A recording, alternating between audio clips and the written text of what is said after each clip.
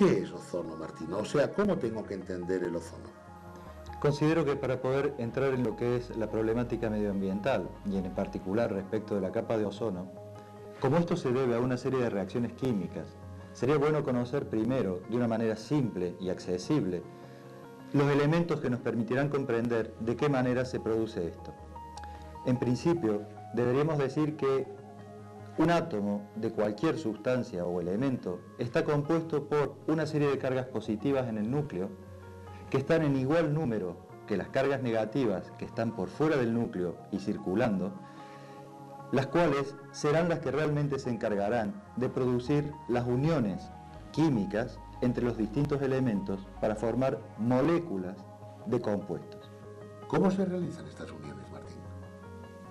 Estas uniones entre los átomos se van a realizar siguiendo una cierta tendencia que tienen unos determinados gases que existen en la naturaleza, que se llaman gases nobles. Este nombre lo reciben justamente porque tienen la característica de no combinarse con ningún otro elemento. Es decir, lo que tienen estos gases de particular es que su última capa de electrones tiene un número de 8 electrones, lo cual les da una gran estabilidad y por este motivo no se combinan para formar ningún tipo de compuesto. ¿En esta última órbita es donde se encuentran los electrones llamados de valencia? Son los de la última capa, los electrones de valencia, justamente porque al ser los que están más alejados del núcleo, serán los que menor atracción tengan por este. Y por otro lado, serán los que en primer momento se pondrán en contacto al acercarse los átomos y fusionar sus capas, que es lo que produce la unión. O sea, que lo que querrán tener serán 8 electrones en la última órbita, todos los átomos. Sí, todos los átomos tenderán a tener 8 electrones en la última capa, porque de esta manera ellos son muy estables, es decir, se encuentran muy cómodos, por lo tanto no se querrán combinar con otros átomos. En el caso de la molécula de agua, observamos que esta regla de tener 8 electrones en la última capa se cumple para el oxígeno, pero observamos en la imagen que no se cumple para el caso del hidrógeno. Esto es simplemente porque el hidrógeno junto con 2 elementos más no cumplen esta regla de los 8 electrones en la última capa. Para estos átomos, el tener 2 electrones en la última capa ya le dan la estabilidad suficiente para mantener el compuesto de manera estable. Como podemos ver en la imagen, la molécula de oxígeno está compuesta por 2 átomos de oxígeno, por eso su símbolo químico es O2, los cuales al acercarse y llegar a compartir sus órbitas, cada uno de ellos logra tener 8 electrones, 6 propios y 2 del otro átomo que los comparte con el primero. Esto hace que este compuesto oxígeno sea muy estable, lo cual se observa porque en la atmósfera está en un 21% respecto de los otros gases que la componen. Me dices que el oxígeno se encuentra en una concentración de un 21% en la atmósfera. ¿Qué otros gases componen la atmósfera y dónde se encuentran? Estos gases a los que hacemos referencia se encuentran rodeando la Tierra en una capa que justamente conocemos como atmósfera, pero que se divide en 2 subcapas en principio, que las conocemos como troposfera, que es la que está más cercana a la Tierra en contacto con ella, y la otra más exterior, que es la estratosfera. El ozono, que en definitiva es el gas que nos interesa en este momento, se encuentra distribuido en ambas capas, pero tiene la particularidad que el ozono troposférico provoca problemas para la salud, provoca problemas para los distintos materiales porque los deteriora, y sin embargo el ozono estratosférico nos sirve como un gran escudo protector frente a las radiaciones ultravioletas del Sol de alta energía. Vamos a ver, ¿cómo y dónde se forma el ozono? Bien, el ozono es un compuesto formado por 3 átomos de oxígeno y que se produce por la reacción entre una molécula de oxígeno, que como ya hemos visto tenía 2 átomos, y un átomo de oxígeno que va suelto, solo. Este átomo suelto se ha producido por la ruptura de una molécula de oxígeno a causa de la radiación ultravioleta. Una vez que colisionan la molécula de oxígeno con el átomo, se fusionan formando un nuevo compuesto que es el ozono. cuya molécula tiene 3 átomos de oxígeno y su símbolo químico es O3. Ahora bien, lo interesante de apuntar en este caso es que el efecto de protección de la capa de ozono es justamente porque al incidir sobre estas moléculas, la radiación ultravioleta de alta energía que proviene del Sol, la absorbe para romper de nuevo la molécula generada y comenzar otra vez el ciclo. ¿De qué forma los CFCs contribuyen a la destrucción de la capa de ozono? Bueno, la respuesta a tu pregunta, Francés, quizás la tendríamos que buscar en una propiedad de los CFC. Paradójicamente son muy estables. Muy estable significa que tendrán una larga vida. ¿Qué sucede? Esto les permite viajar por la atmósfera desde su sitio de emisión hasta distintas zonas de la atmósfera, en donde allí, al ser afectado una molécula de CFC por las radiaciones ultravioletas, el átomo de cloro, que es el más sensible, se desprende de la molécula de CFC y al quedar libre, por esta tendencia de tener 8 electrones en la última capa, intenta encontrar otros átomos con el cual combinarse. Claro, el átomo o la molécula, mejor dicho, más inestable que va a encontrar va a ser la de ozono. Y tal es así que un solo átomo de cloro liberado de una molécula de CFC puede llegar a destruir hasta 100.000 moléculas de ozono hasta lograr su neutralización por combinación con algún otro elemento que se encuentre presente. Vamos a ver, Martín, ¿qué explicación tiene que la reducción del espesor de la capa de ozono se produzca en la Antártida si realmente allí no se liberan los CFCs? Bien, el problema es que dada la geografía que tiene el Polo Sur, que es una geografía plana, lisa, sin mayor relieve, y las corrientes de aire, es decir, corrientes de viento que se producen en la zona alta de la atmósfera, este movimiento de la masa de aire conlleva que se concentre en mayor cantidad en el Polo Sur la emisión de CFC y en menor cantidad en el Polo Norte. Por consecuencia, al ser más alta la cantidad de moléculas que encontraremos en el Polo Sur, cuando es la primavera, sale el sol y esta radiación comienza a afectar las moléculas liberando los átomos de cloro que, como ya vimos, pasan a destruir las moléculas de ozono. Ahora bien, también es bueno apuntar la realidad de que últimamente, si bien continúa el problema de la capa de ozono, se ha reducido en cuanto a su intensidad, y esto es debido a las medidas que se han tomado en cuanto a la emisión de los gases. Un nuevo refrigerante como el que estamos mencionando, que es el R600A, no solo no contamina en absoluto en cuanto a lo que es el efecto de capa de ozono, sino que tampoco incide en el efecto invernadero. Dos propiedades que, dada la problemática que nos aqueja en este momento, son fundamentales. Claro, también se puede plantear como inconveniente el hecho de que este refrigerante sea explosivo, pero basta pensar que convivimos con gases como el butano en nuestra casa y hacemos uso de él cotidianamente sin que por esto sea un problema en cuanto a accidentes. Simplemente al técnico le recomendaría primero perderle el miedo, pero por otro lado tener las máximas precauciones. Todas las herramientas que tendremos que utilizar para intervenir en instalaciones, hacer carga, hacer uniones, son de muy simple manejo, fácil aprendizaje.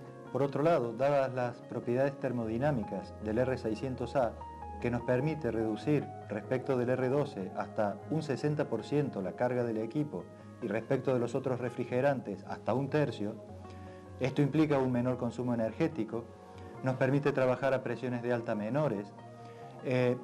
Considero que la mayoría de los fabricantes con el tiempo se inclinarán por la adopción de este refrigerante para aplicarlos a sus máquinas.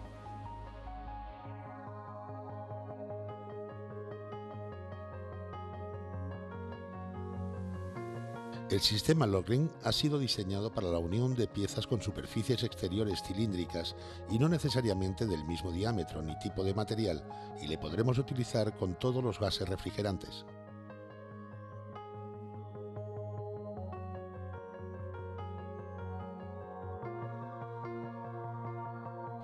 Es un procedimiento de unión fija y hermética por el cual ambas piezas son introducidas de forma telescópica una dentro de la otra, con la particularidad de que no se reduce la sección de paso de los tubos a unir.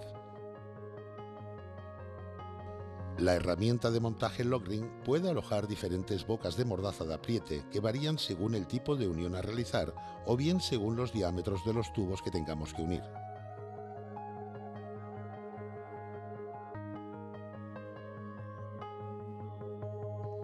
O sea, para la unión de tuberías de 3,16, 1/4 y 5,16 usaremos la boca de mordaza de apriete de 8 milímetros.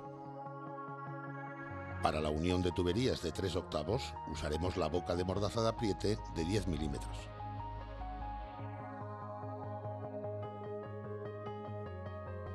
Y para la unión de tubos de media pulgada usaremos la boca de mordaza de apriete de 12 milímetros.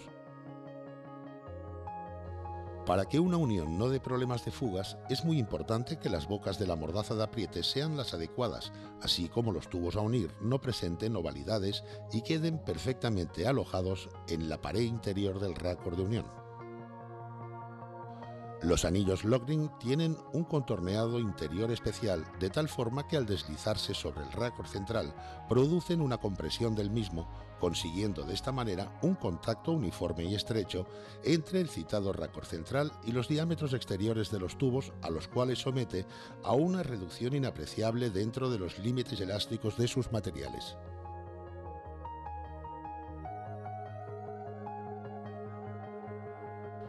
Para realizar correctamente una unión Lockring debemos limpiar perfectamente los extremos de los tubos a conectar mediante un material abrasivo, pero siempre con movimientos rotatorios, nunca longitudinales, ya que en este caso daríamos pie a provocar la fuga de refrigerante.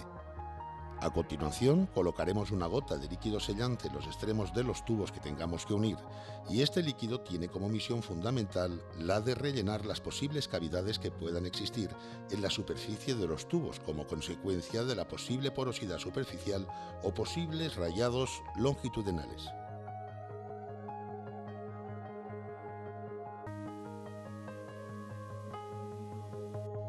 Endurece rápidamente ante la falta de contacto con el oxígeno y el elevado contacto de superficie metálica. Para una mejor distribución del líquido sellante es aconsejable girar el manguito de unión en sentido rotatorio 360 grados. Cuando accionemos los brazos de la pinza y debido al desmultiplicador que tiene instalado, se realizará una mejor acción de presión con la que deformaremos plástica y elásticamente la unión y obtendremos así unas uniones resistentes y a la vez elástica entre metal y metal. Una vez finalizada la unión, puede ser sometida a pleno rendimiento pasados unos 3 minutos para una presión máxima de hasta 50 bars.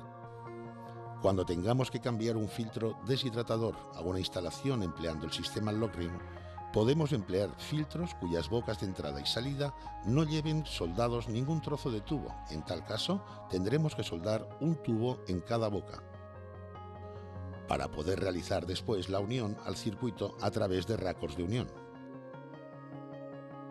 Pero también encontraremos en el mercado filtros que ya montan los tubos para realizar directamente la unión al circuito. A través de esta toma podremos realizar el vacío a estas instalaciones por la zona de alta presión.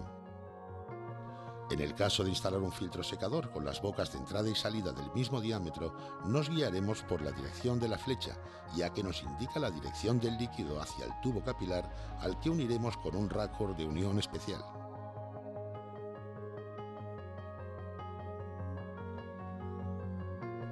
Para elegir el tipo de raccord, mediremos el diámetro exterior del tubo y el diámetro exterior del tubo capilar, ya que al tubo capilar se le conoce por su diámetro interior.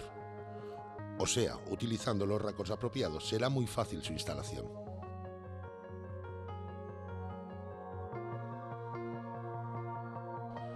En caso de querer instalar una toma en el circuito de baja presión, nos bastará medir el diámetro exterior del tubo de aspiración. Cortaremos el tubo por donde nos permita trabajar con más comodidad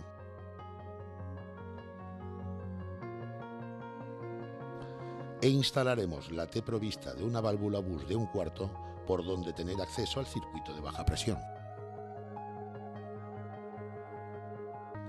O sea que disponiendo de manguitos para diferentes diámetros de tubos, podremos realizar todas las intervenciones que precise una instalación, sea cual sea el fluido refrigerante que utilice, sin realizar una sola soldadura. y con la particularidad de que el porcentaje de fugas utilizando el sistema Lockring es insignificante si se realiza correctamente todos los pasos descritos anteriormente.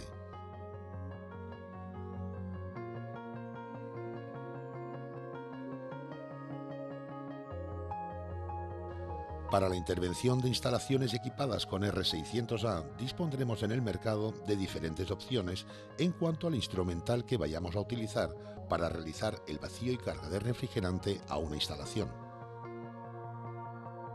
En primer lugar, tendremos que proveernos de un manómetro de baja presión donde podamos comprobar la presión y temperatura de evaporación de este fluido refrigerante.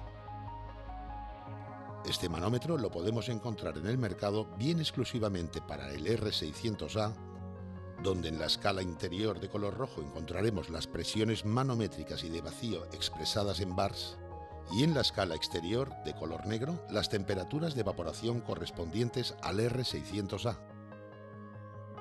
O bien manómetros que incluyen otros refrigerantes, en este caso con el R403B, refrigerante mezcla sustituto del R502, y con el R413A, sustituto del R12. Al ser R400 indica que son una mezcla de refrigerantes. Por tal motivo, tendremos que disponer el envase de forma que su trasvase se realice en estado líquido, ya que de esta manera conservaremos exactos los diferentes porcentajes de la mezcla. En caso de sobrecarga de refrigerante, utilizando un R400, deberemos instalar previamente una válvula o bus antes del filtro secador, ya que en este punto le podremos descargar en estado líquido.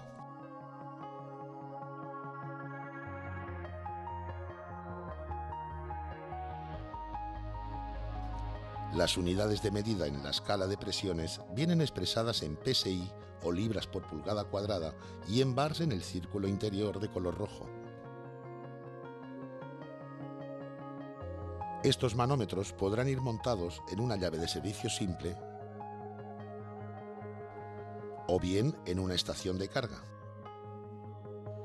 en la que dispondremos de la mayoría del instrumental necesario para realizar el vacío y carga de refrigerante a la instalación a través de la apertura o cierre de las diferentes llaves de paso que monta la estación.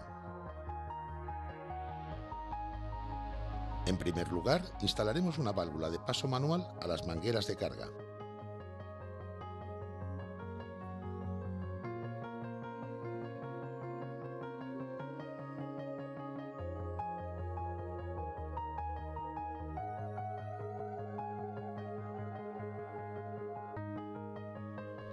Ya que, una vez entrado el refrigerante a la instalación, ésta trabajará en zona de vacío. Y al desconectar la manguera, entraría aire al circuito.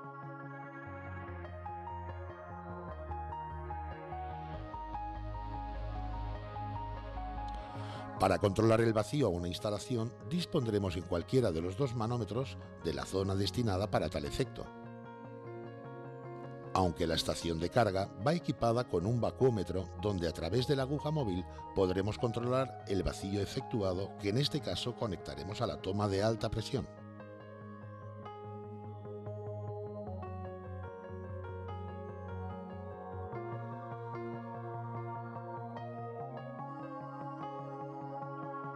Asimismo, incorpora una bomba de vacío conectada directamente al puente de manómetros.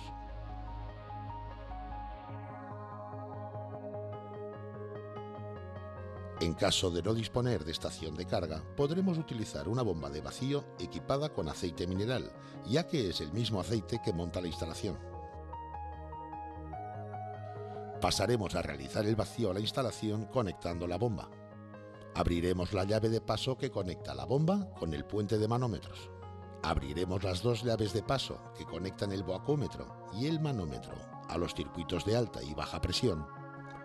Abriremos la llave de paso que conecta la botella de refrigerante con la estación de carga, haciéndole el vacío al tubo poliomida para la posterior carga de refrigerante. Y por último, abriremos las llaves de paso instaladas al final de cada manguera. Una vez conseguido el vacío,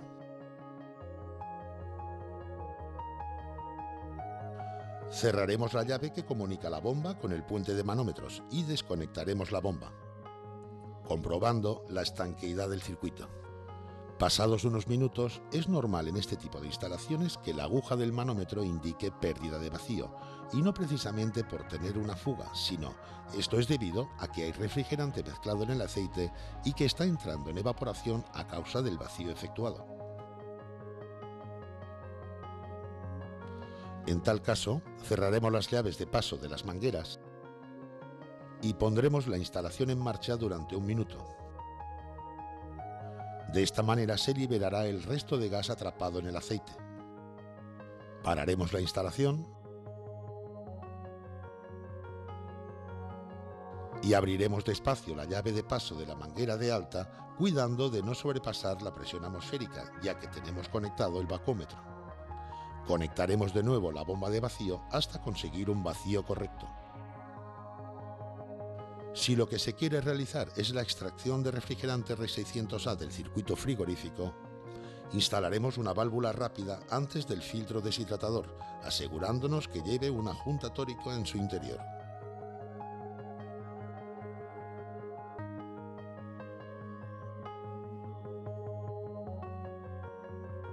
Conectaremos una manguera con llave de paso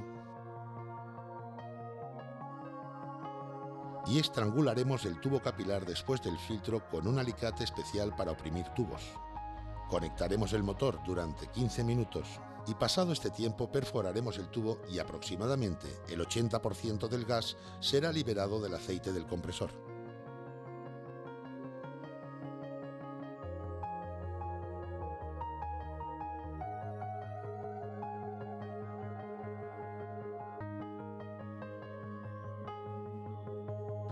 En el caso de que nos encontremos con un compresor defectuoso, o sea que no funciona,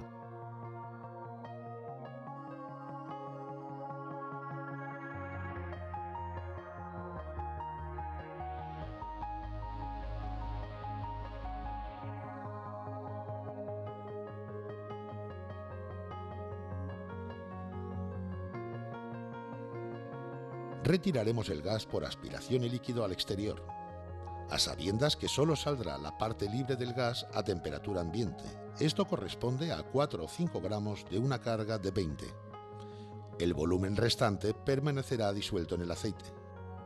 En este caso sellaremos los tubos del compresor viejo, pues de lo contrario irá saliendo el R600A durante el transporte. En las reparaciones del circuito de frío sin sustitución del compresor, el volumen de llenado como precaución deberá reducirse en 1 gramo. En caso de tener una fuga en el circuito de baja presión, tendremos que saber que la instalación trabaja por debajo de la presión atmosférica y por lo tanto aspirará aire del exterior hasta igualarse las presiones. Por este motivo es aconsejable romper este vacío con nitrógeno 3 veces, ya que al entrarlo a la instalación con la máquina parada, por supuesto, absorberá toda la humedad que sea capaz, transportándola al exterior cuando le descarguemos de la instalación.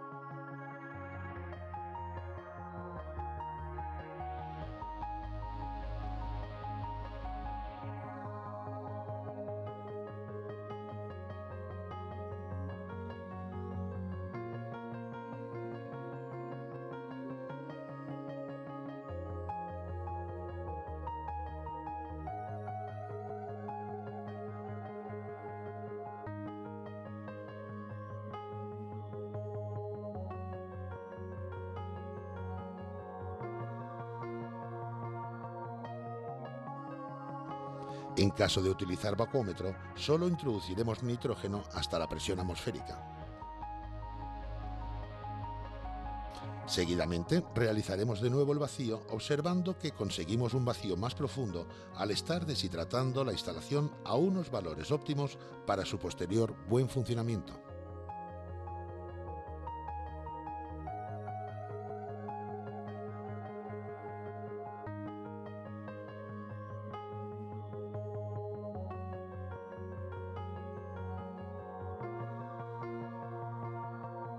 De no deshidratar al máximo la instalación, corremos el riesgo de que esta humedad se nos concentre al final del capilar a la entrada del evaporador, en forma de hielo, por ser el punto más frío de la instalación, interrumpiéndose el ciclo frigorífico. Una vez realizado y roto el vacío, tendremos que conocer algunas particularidades del R600A cuando vayamos a realizar la carga de refrigerante. El refrigerante R600 es incoloro e inodoro. No tendremos que reparar en presencia de llamas, ya que este refrigerante se inflama a 460 grados centígrados. Por supuesto, no fumar durante la reparación. Saber que el peso específico del isobutano R600A es el doble del aire, o sea, que en estado gaseoso se deposita en el suelo, por lo que se recomienda tener el recinto bien ventilado. Que podremos evacuar el refrigerante al ambiente siempre fuera del recinto y sin presencia de llamas, ya que no daña al medio ambiente. Recordar que aunque es altamente inflamable, solo es explosivo con un límite inferior a 43 gramos por metro cúbico de aire y con un límite superior de 205 gramos por metro cúbico de aire. O sea que con las cargas que normalmente vamos a utilizar en estas instalaciones, solo será explosivo coincidiendo un número de supuestos trágicos. Pero todo y así, no se deben cometer imprudencias.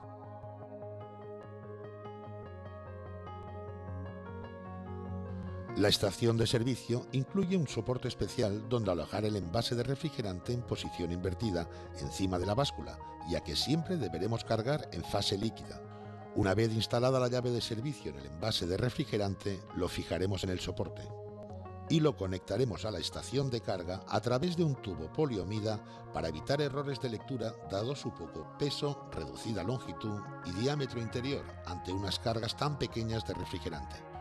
Una vez efectuado el vacío por la toma de alta presión, es conveniente sellar el tubo de la válvula lo más cerca posible del filtro para evitar acumulación de líquido en su interior, ya que esto influiría en el rendimiento de la instalación. Consultando la placa de características, introduciremos el peso de refrigerante en fase líquida por el circuito de baja y con la máquina parada.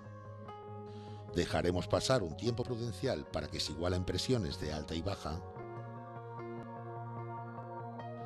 Pondremos la instalación en marcha y comprobaremos que las temperaturas interiores sean correctas.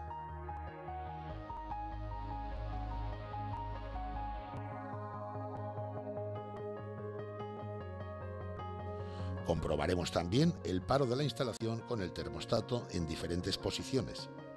Y por último, la presión de trabajo de la instalación en el circuito de baja. Aunque si al hacer la carga de refrigerante no entra todo el peso de la carga, pondremos en marcha el compresor y cuando el manómetro de baja entre en zona de vacío, pararemos la instalación y entraremos el resto de refrigerante.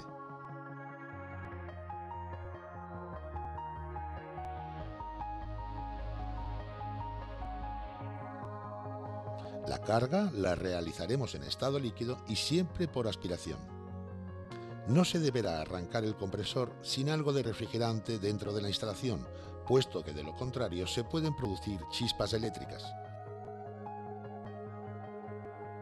Al poner la instalación en marcha, comprobaremos que las instalaciones equipadas con R600A son menos ruidosas ya que las presiones de trabajo son menores.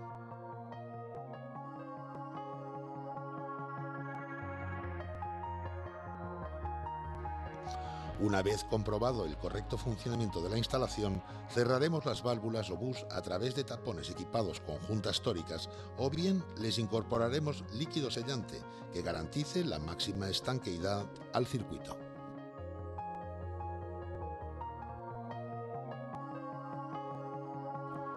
En cuanto al seguimiento y diagnóstico de averías en aparatos equipados con el isobutano R600A, encontraremos ciertas variaciones en cuanto a los síntomas de la avería, así como en la toma de presiones detectadas en la instalación. Si las comparamos con las detectadas en aparatos que trabajan con R12 o con una mezcla, o sea, un R400,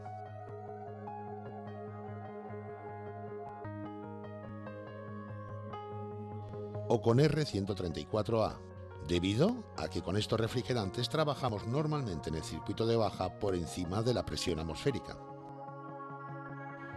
En los aparatos equipados con R600A, la presión de baja, estimada como normal, se encuentra en la zona de vacío, o sea que hay más presión en el exterior que en el interior del circuito. Así que, de producirse una fuga en este circuito con la instalación en marcha, no saldrá refrigerante al exterior, sino que entrará aire en el circuito.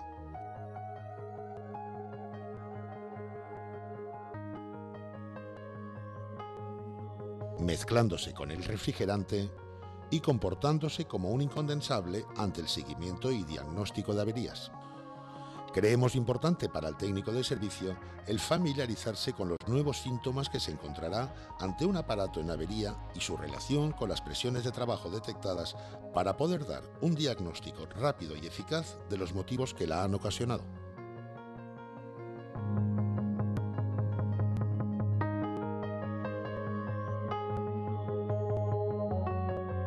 Empezaremos por una de las averías frigoríficas más frecuentes que nos encontraremos en estos tipos de aparatos y que se centra en la fuga de refrigerante. En una instalación que trabaje por encima de la presión atmosférica en el circuito de baja presión y sufra una fuga en este circuito estando en marcha, tenderá a perder más refrigerante en las paradas por termostato que estando en funcionamiento, debido al aumento de presión en este circuito cuando se realiza la igualación de presiones de alta con baja.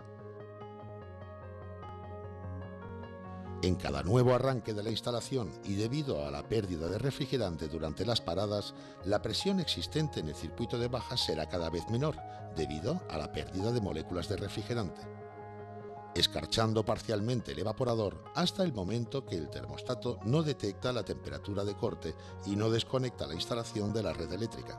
En cuanto a los valores de presiones y temperaturas detectados en el seguimiento de la avería serían presión de baja, baja, presión de alta, baja y consumo eléctrico bajo al haber disminuido las dos presiones de trabajo. En el caso de tener esta misma avería en un aparato equipado con R600A, al iniciarse la fuga en el circuito de baja y con el supuesto de encontrarse la instalación en marcha, empezará a aspirar aire por encontrarse trabajando a una presión más baja que la atmosférica, y este aire se mezclará con el refrigerante de la instalación, no perdiendo al exterior ni un solo gramo de este.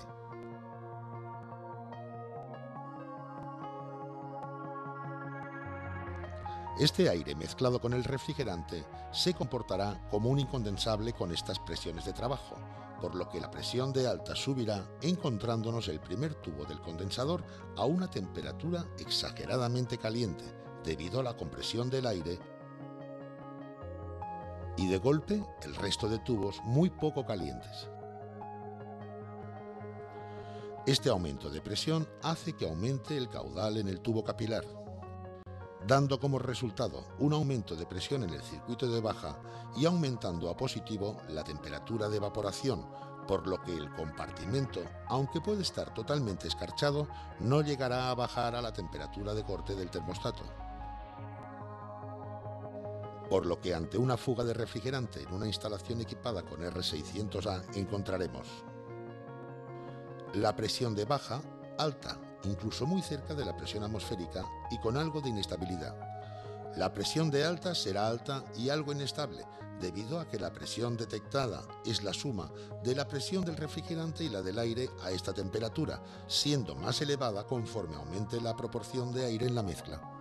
Bajo estas condiciones de trabajo, la instalación puede llegar a parar por termostato, ya que la temperatura de evaporación al principio de la fuga no sufre grandes variaciones. En este intervalo de paro se produce la fuga de refrigerante al exterior al igualarse la presión de baja con la de alta. En el siguiente ciclo de funcionamiento, la presión de baja será más baja al faltar parte del refrigerante, y así llegará un momento que a causa de las continuas fugas de refrigerante en los paros, la instalación no llegará a alcanzar la temperatura de corte del termostato, haciendo ciclos continuos de funcionamiento. Habiendo quedado la presión de baja baja, la presión de alta alta a causa del aire existente en la instalación. Ahora bien, de encontrarse la fuga en el circuito de baja y habiendo estado la instalación desconectada de la red durante tiempo prolongado, se habrá producido fuga de refrigerante hasta igualarse la presión del circuito con la presión atmosférica. En el momento que se ponga en marcha la instalación, la presión de baja descenderá a un valor muy cercano al vacío completo. La refrigeración en el compartimento afectado será prácticamente nula. Por el contrario, si la fuga de refrigerante se produce en el circuito de alta presión, siempre habrá pérdida de refrigerante, ya que la presión existente en el circuito siempre será mayor que la presión atmosférica. Los síntomas ante esta avería serían evaporador parcialmente escarchado y funcionamiento continuo del compresor, al no localizarse en el compartimento afectado la temperatura de corte del termostato. En cuanto a la lectura de presiones y temperaturas que encontraremos ante esta avería serán: la presión de baja estará por debajo de lo normal y estable, ya que no se ha producido entrada de aire en el circuito. La presión de alta será baja y estable con respecto a la normal debido a la fuga de refrigerante y a la no presencia de aire en el circuito. El consumo eléctrico también estará bajo al haber disminuido las dos presiones de trabajo. Lo importante es comprobar si la fuga se encuentra en el circuito perimétrico, o sea, de alta presión, o bien en el de baja presión.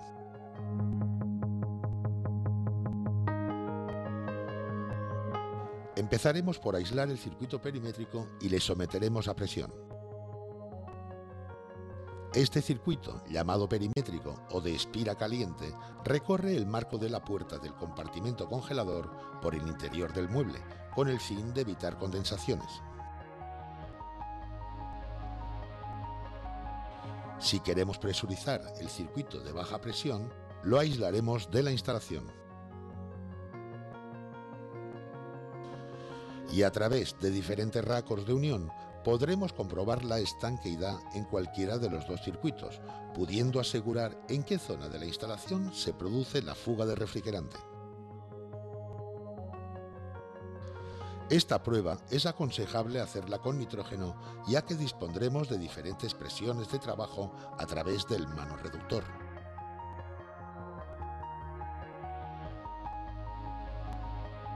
Aunque tendremos que tener presente que cuando presuricemos el circuito de baja no es aconsejable sobrepasar los 8 bars, ya que de lo contrario correremos el riesgo de deformar el evaporador.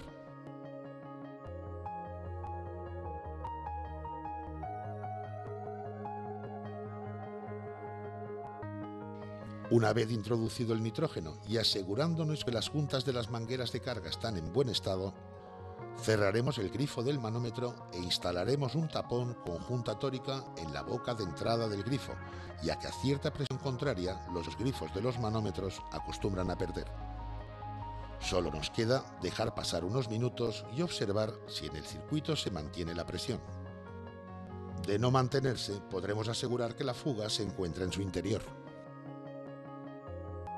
Si la fuga de refrigerante se encuentra en el circuito de baja presión y el evaporador está enterrado en el mueble, podremos dejarle anulado y en su lugar instalar un evaporador de placa, teniendo la precaución de que el tubo capilar tiene que ser del mismo diámetro interior y longitud que el original. Por el contrario, si la fuga se encuentra en el circuito perimétrico, le podremos anular en el interior del mueble y en su lugar montar la misma longitud de tubo en el exterior, ya que de lo contrario reduciríamos el condensador dando lugar a un aumento de la presión de alta y a una mala producción de líquido al final del condensador. Los ciclos de funcionamiento del compresor serían muy largos, sobre todo en verano al haberse reducido la superficie de transmisión de calor en el condensador y alcanzándose la temperatura de corte del termostato en el compartimento al cabo de periodos muy largos de funcionamiento. Al haber anulado el circuito perimétrico, nos podemos encontrar que en los laterales del mueble del compartimento congelador se produzca condensaciones de humedad debido a la gran diferencia de temperaturas entre el interior del congelador y la temperatura exterior del ambiente. Una solución a este problema sería instalar una resistencia de silicona alrededor de la puerta para evitar las posibles condensaciones de humedad.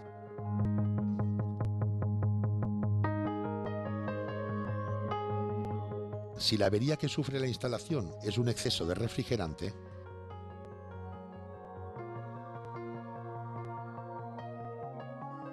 nos encontraremos al medir temperaturas interiores con una falta de rendimiento y además con unos ciclos muy largos de funcionamiento, incluso llegando a no parar nunca por termostato. Si comprobamos la presión de baja, la encontraremos más alta de lo normal, dando como resultado un aumento de la temperatura de evaporación hacia menos negativo. Al ser esta temperatura la más fría de la instalación, el termostato puede llegar a no detectar la temperatura de corte a la que está calibrado. La presión de alta también estará alta, así como el consumo eléctrico al haber aumentado la presión de baja. Una vez diagnosticada la avería, iremos descargando de refrigerante a la instalación siempre en estado líquido, hasta dejarla a las presiones y temperaturas normales de funcionamiento, así como el paro de la instalación con los termostatos en diferentes posiciones. De no conseguirlo, lo más aconsejable sería vaciarla totalmente de refrigerante y hacerle un vacío y carga de refrigerante por peso.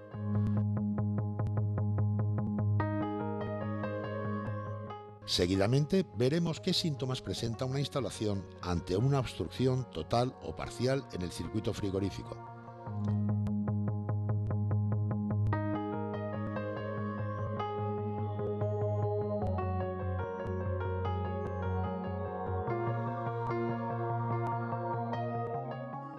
En tal caso encontraremos una falta total de refrigeración en el compartimento afectado, una presión de baja en zona de vacío y un consumo eléctrico bajo debido a que el compresor no tiene nada que aspirar. Para cuando nos encontremos ante una avería provocada porque el refrigerante en circulación tiene un contenido de humedad superior a la que el filtro deshidratador es capaz de absorber,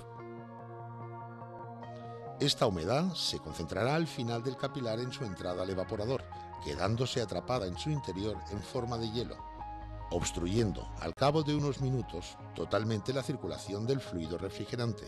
La diferencia con la obstrucción por suciedad es que ésta se produce al cabo de unos minutos de funcionamiento normal. Parando la instalación de la red con el manómetro de baja conectado, observaremos que de ser un tapón de humedad, y pasados unos minutos, la presión de baja se recuperará igualándose con la de alta. Y por el contrario, si el tapón total es de suciedad, al desconectar la instalación de la red, nunca se igualarán las presiones debido a la obstrucción existente en el circuito.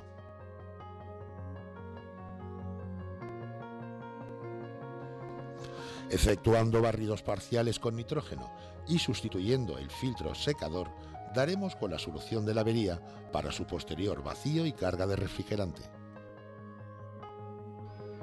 Ahora bien, si el tapón en el circuito es parcial, el síntoma de la avería sería una falta de rendimiento frigorífico, traducido a no llegar a la temperatura deseada en el compartimento, así como unos ciclos muy largos de funcionamiento por parte del compresor con un consumo eléctrico menor. La presión de baja estaría más baja de lo normal y si desconectamos la instalación, la igualación de presiones se efectúa desde el primer momento, aunque a un ritmo más lento y dependiendo siempre de la importancia del tapón. Un tapón parcial acostumbra manifestarse con un enfriamiento de la zona posterior al tapón con respecto a la dirección del líquido. No debemos confundirnos con el enfriamiento que sufre normalmente el filtro secador cuando paramos la instalación de la red, ya que este enfriamiento es producido por la bajada de presión en el circuito de alta durante la igualación de presiones, provocando la evaporación del líquido almacenado al final del condensador al haberse detenido su circulación.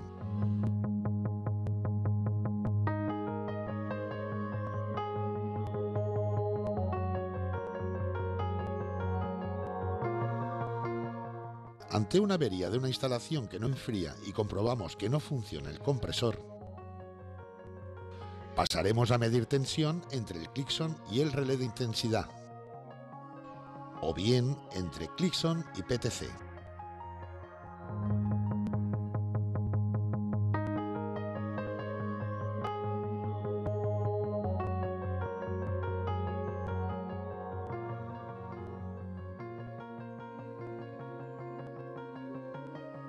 En cuanto al sistema PTC, diremos que es una resistencia de coeficiente térmico positivo.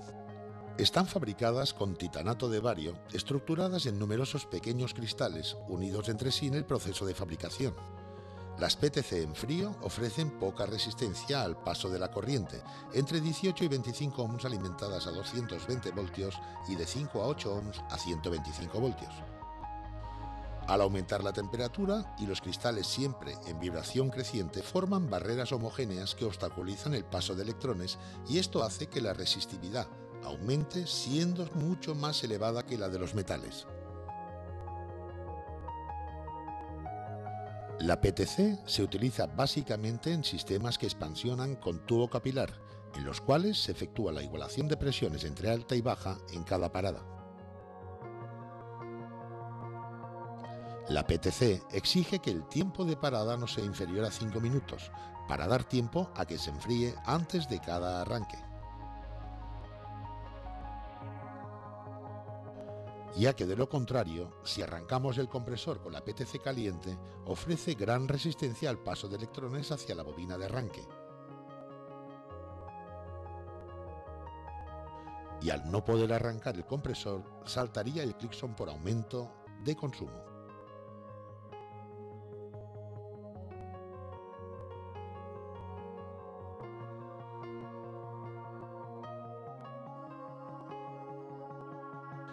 Es conveniente que estos compresores no se pongan en marcha si no es con su equipo eléctrico original, al poderse encontrar la bobina de trabajo en otra disposición con respecto a los arranques con relé de intensidad.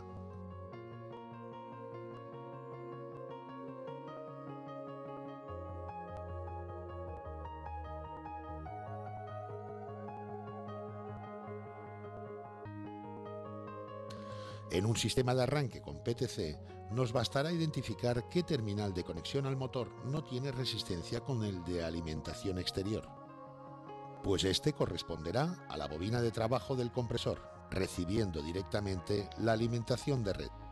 Si realizamos la misma comprobación en el otro terminal, nos encontraremos con el valor de la resistencia de la PTC en frío, y este corresponderá a la bobina de arranque del compresor. Por último, a través del Clixon alimentaremos el punto común de las dos bobinas.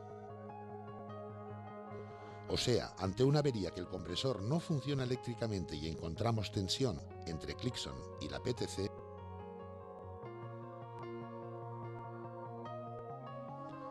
el fallo estaría en estos dos componentes o en la bobina de trabajo del motocompresor.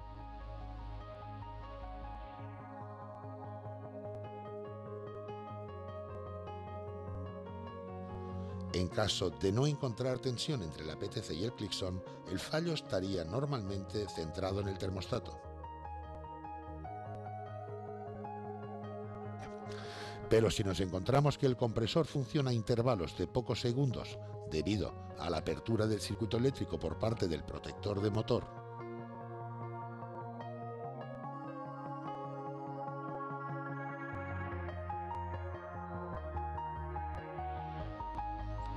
la avería estaría centrada en la propia PTC o en el Clixon o en la bobina de arranque o en los componentes mecánicos del compresor que al no poder girar libremente aumentan el consumo eléctrico. Sustituyendo el componente defectuoso daremos la avería por solucionada.